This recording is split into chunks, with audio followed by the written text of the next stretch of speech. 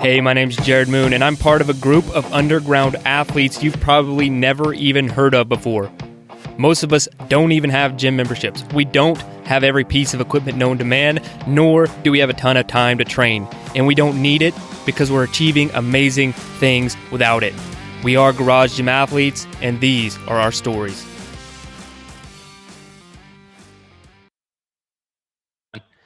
All right, ladies and gentlemen, welcome to the Garage Gym Athlete Podcast. Joe Courtney is here. What's up, Joe? Back again. And Frank Palmisano. Got it right? Yeah, that is correct. Got it. Perfect. It's the second time you've said to say it, so. Yeah, I mean, if I screwed it up, I would be like horribly embarrassed, but just got to make sure. You only refer in your brain to someone as like their first name for so long.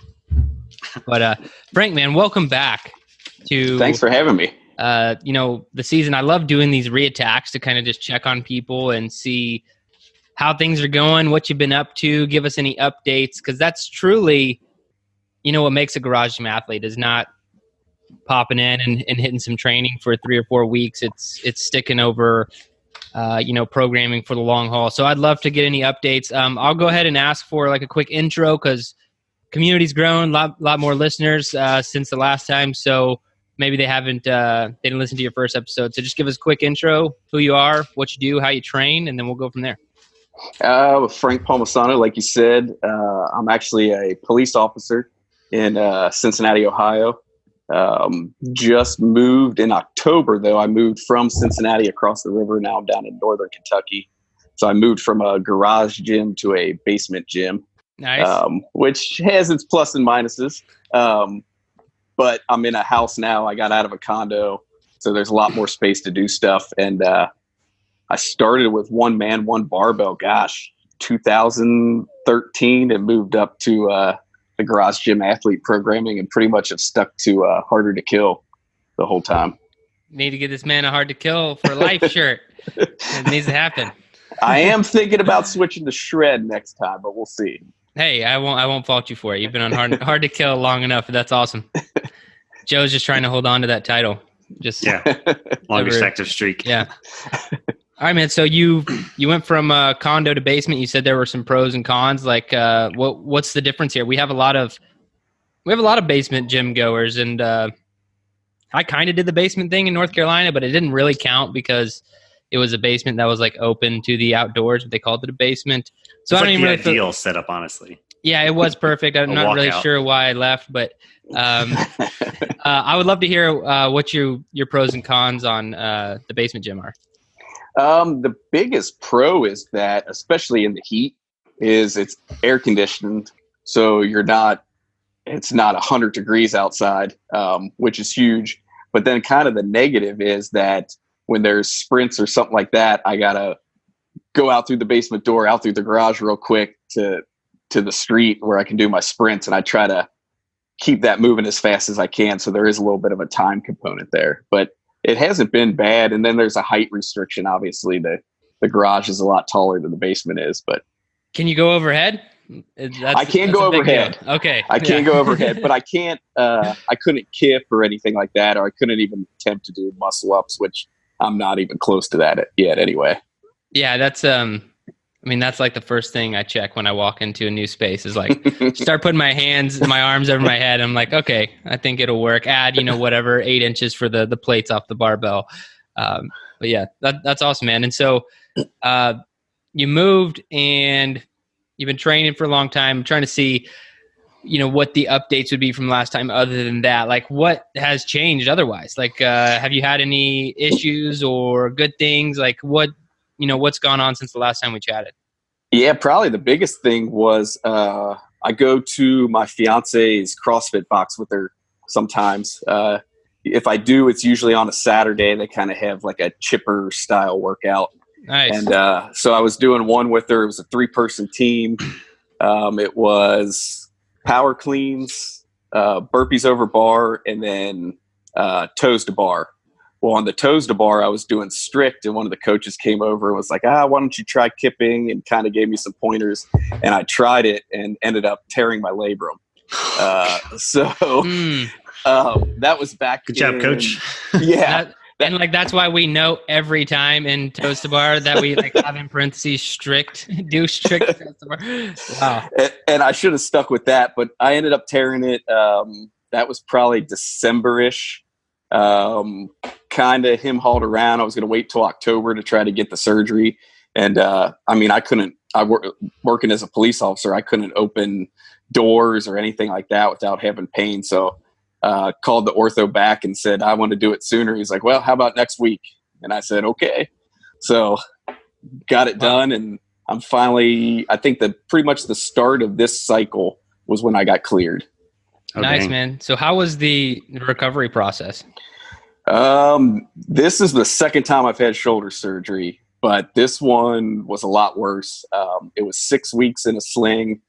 And then once the sling came off, I had like a max of like a 2-pound weight limit, and then a 5-pound weight limit, and then 10-pound, and then finally cleared. So it was about, like I said, it was March 6th, and I just got cleared at the beginning of this cycle. So it was a while.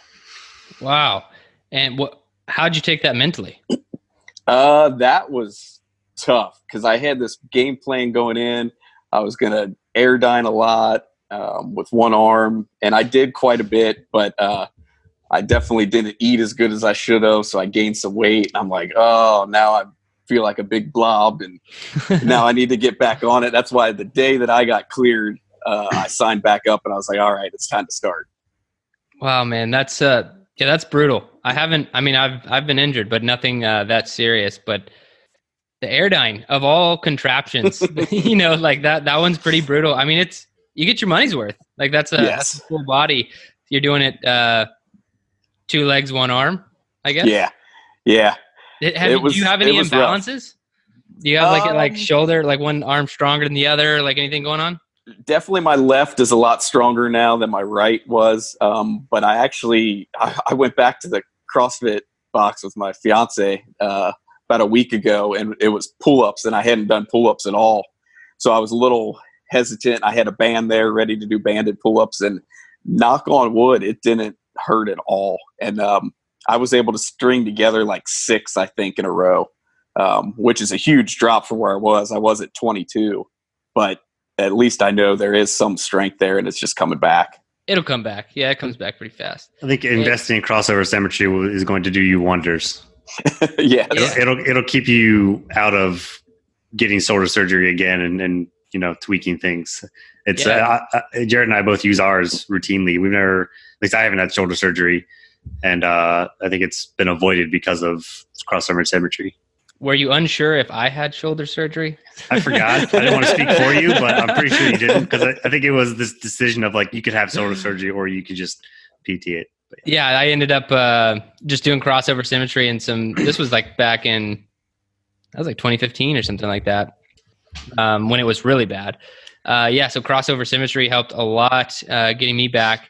And so did the CrossFit coach walk up to you and tell you to start doing kipping pull-ups instead of strict banded?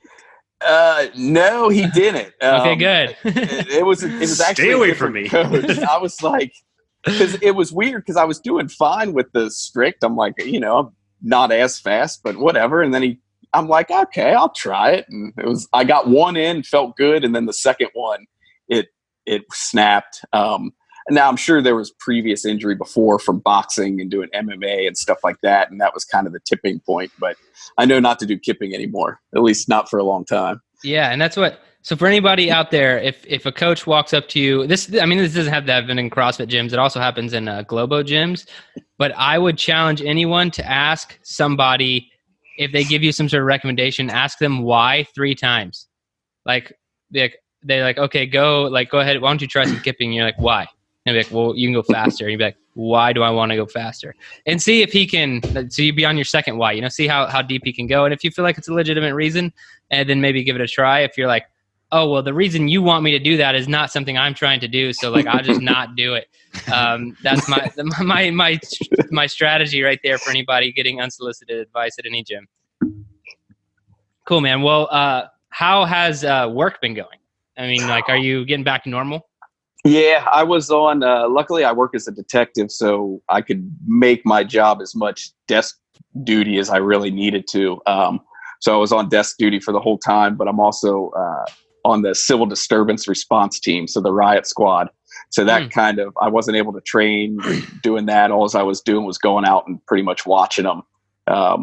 So this, about 2 weeks ago, was the first time I'd actually got to train with that again, which was nice. Wow. Well, it's so this next cycle we have coming up, you're thinking about going to shred. Thinking about it. I'm just going to say, as someone who has an insight to the programming, you might want to stick with hard to kill. I think it might actually be better for your shoulder. So I'm just throwing that out there. I honestly think that with what we have programmed for hard to kill next cycle, it's going to be a little bit more well-rounded in stability. Yeah, stability and like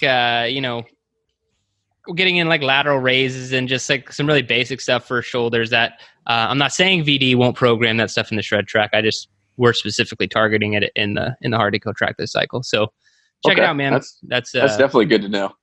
Yeah, it'll be good. I'm really looking forward to this cycle. All right, man. Well, so the new space, did you just move all your equipment? Go ahead and give me an update on what you have and kind of what the space is like. Yeah, pretty much. Just moved it all down here into Kentucky and into the basement. I've still got a yoke. I actually finally picked up some bumper plates. Some of the One Fit Wonder plates, they actually had them on sale. So I picked some of those up, and I finally got a Concept 2 rower, which was nice. A huge purchase, but it's definitely gotten its use out of it. So. All right, man. So we probably interviewed I don't even know, maybe at least 100 athletes or something. We're getting close to it. And so many people talk about the Concept 2 rower as being their wish list thing. So I know you've wanted one for a while. You got one. What are your thoughts? Give us like a quick review of the rower and what you like, maybe don't like as well. It sucks. I mean, it's a heck of a workout, but it's great because when I can get my heart rate up on that so much more without even trying than I can on the Aerodyne. And I don't know why, but I feel like it's just more total body, and I'm only 5'5", so being short rowing is even tougher for me, I think, than if I was 6'2". Yeah, that definitely is a factor right there. But I honestly can't complain about it at all. You can't complain about it, but have you done your 2K row yet? I have not since my shoulder surgery, but I'm actually looking at my whiteboard now. My PR for that was 8 minutes and 28 seconds. All right. So you're going to attempt it again with the Concept 2. I am. Well, this is not my garage gym. This is my office. You see the structure behind me here is my Concept 2 rower. So I'm a big fan as well. So they really do get the heart going. I'll say it all depends on how you use it. I think the Aerodyne is a little bit worse if you just go all out. And we're talking about all out versus all out, and I'm talking till you die. So 60 seconds, whatever, maybe 2 minutes. I think the Aerodyne's a little bit worse for something like 2,000 meters, maybe even 1,000 meters. The rower takes over for me. Like the rower is way worse. That's just me specifically. Joe shaking and said yes, so I think, or nodding and said yes, so I think. He agrees, but those medium intervals are brutal on the rower. Yeah. Yes. Cool, man. Well, and what are your thoughts on it? Because you have both, right? So Aerodyne versus rower. I would much rather, for the money, I would much rather row. There were actually a couple workouts that I've done at like I said, at my fiance's box with her, where it called for Aerodyne, but they didn't have enough Aerodynes. So I hopped on the rower, and everybody was like, "Oh, why are you doing the rower?" I was like, "I think the rower for what we're doing is a heck of a lot harder, and I'm getting a better workout doing that." Yeah. I think, I'm a big fan of the rower, the full body motion, but is it hilly where you live? It's not Kentucky. bad. I feel like it's more mountainy. So depending on where you're at, the neighborhood that I'm in, it's got the little mile loop that I can do, has a decent hill, but it's nothing crazy. Okay. So give me total time you've been training in your garage. Since 2014, probably 2013. Solid 5 years. That's awesome, man. So, what are your thoughts? Are you still liking it? what has the progression been over this 5-year journey of training in your garage? I like it. I wouldn't change anything about it. For me, it's perfect because I typically get off work about 2:00 in the afternoon, go straight to my son's school, pick him up, come home. While he's doing homework, I'm drinking a cup of coffee. And then as soon as he's done with homework and the coffee, it's time to work out. And it just makes life simpler. Yeah, man, that's the way to do it. So what time do you start work? 6:00. Okay.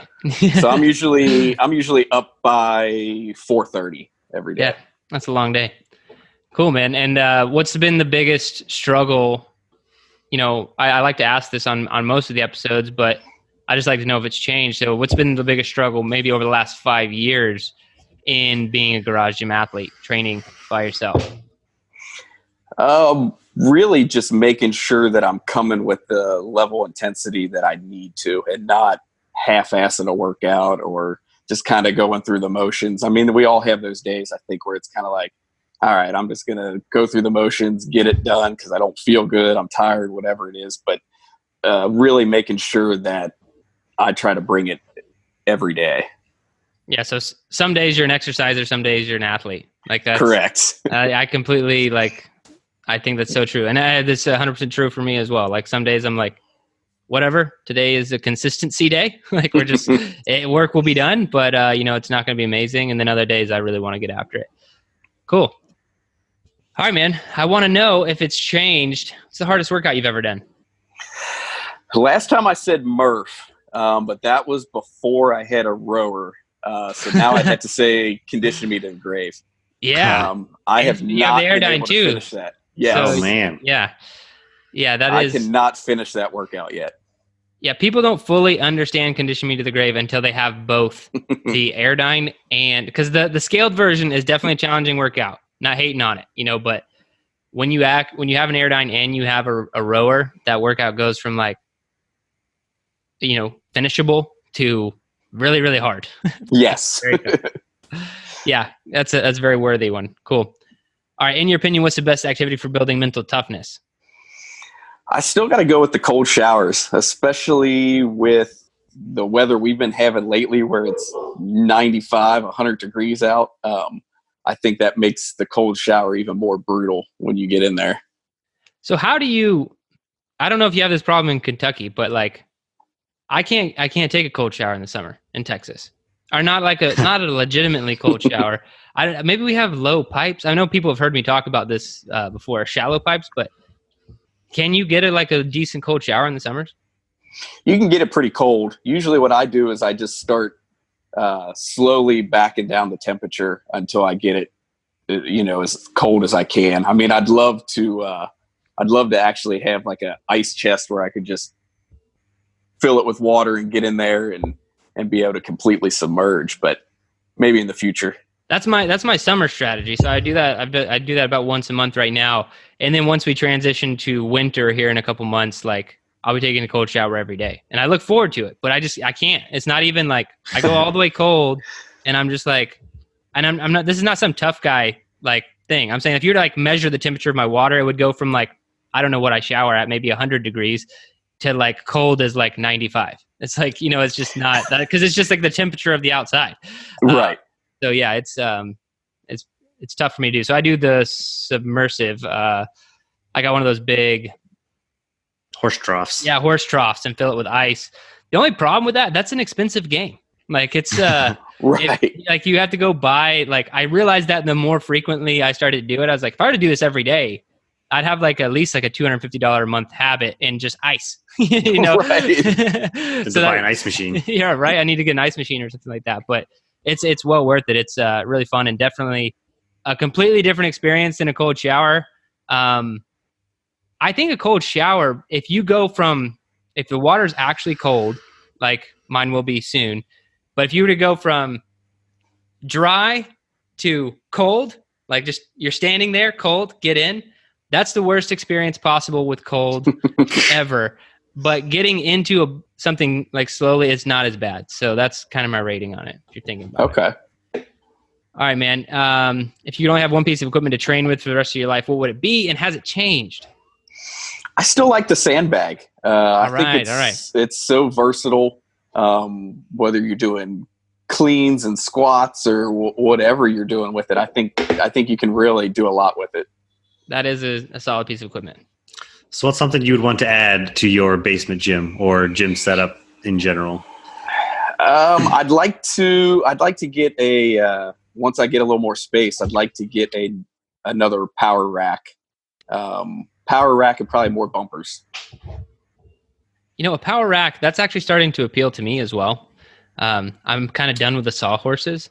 I've been using them for a long time, but I would like to be as safe as possible for as long as possible, See, I like ours, but I never use it on the inside. I like ours because we can use it as 2 racks at the same time. So Liz and I can squat at the same time, or I can do squats and pull-ups if a workout.